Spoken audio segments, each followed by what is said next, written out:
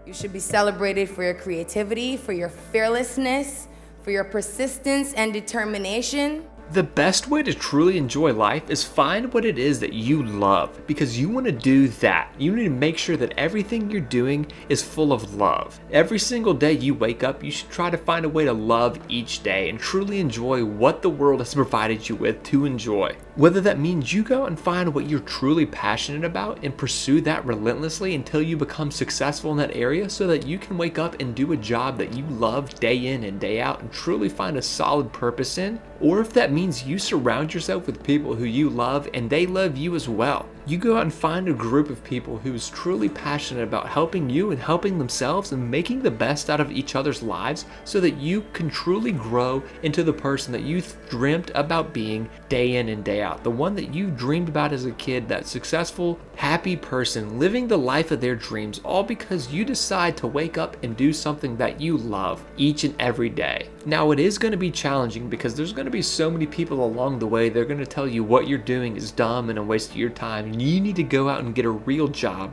or something that is actually beneficial. But they don't understand that it is beneficial to you, and as long as you enjoy doing it, that's all that matters, because when it comes down to it, you're the only person that you have to look after in this life, and you need to make sure that you're enjoying each and every day to the maximum potential. About the Michael Brown Jr.'s and the Tatiana Jeffersons of the world.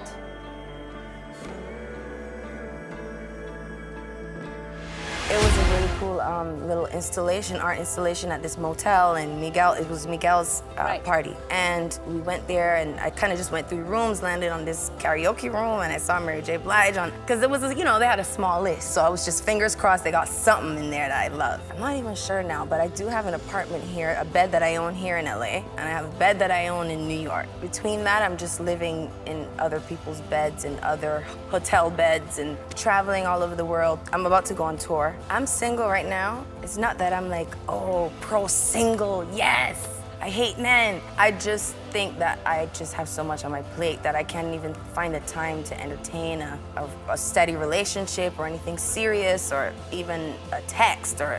Right now, it's just crazy. I am strong. This happened to me. I didn't cause this.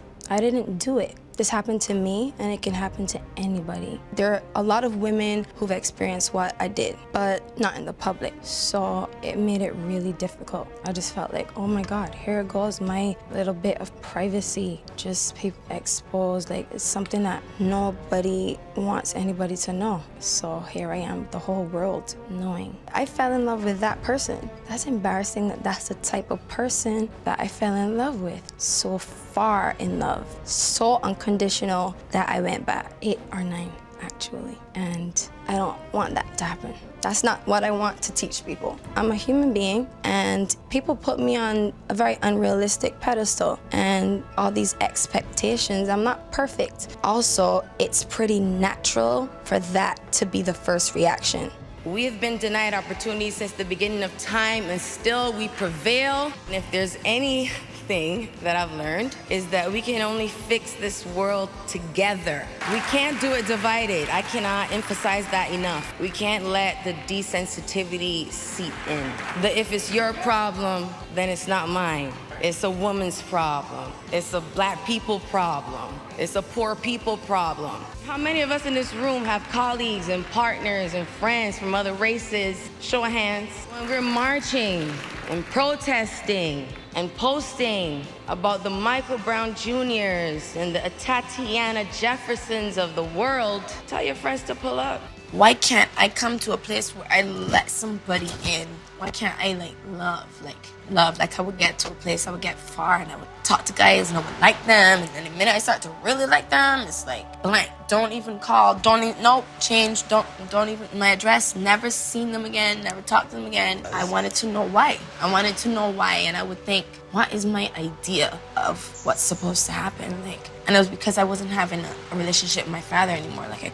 So I wasn't able to connect with a man and, past a certain point. And the minute I was able to realize, my father was probably one of the best fathers in the world. He taught me everything. And as awful as he was to my mom, at times, it didn't compare to how great he was as a father.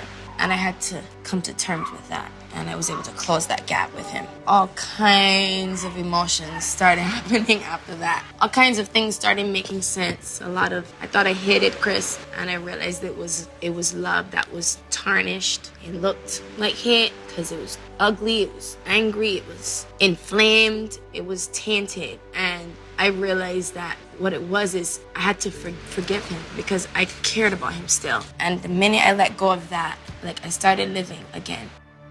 Thank you all so much for watching this video. If you haven't already, please go ahead and like the video, subscribe to the channel, and let us know what you thought down in the comment section below.